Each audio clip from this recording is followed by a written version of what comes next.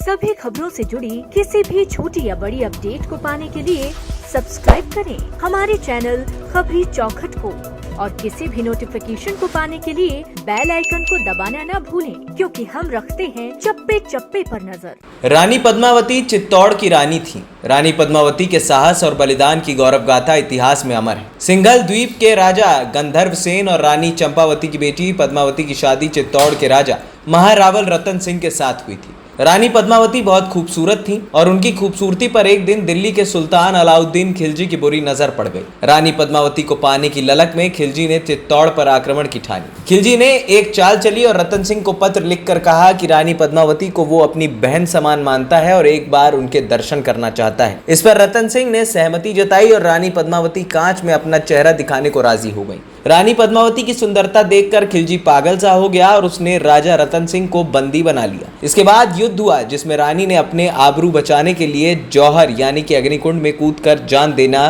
मुनासिब समझा।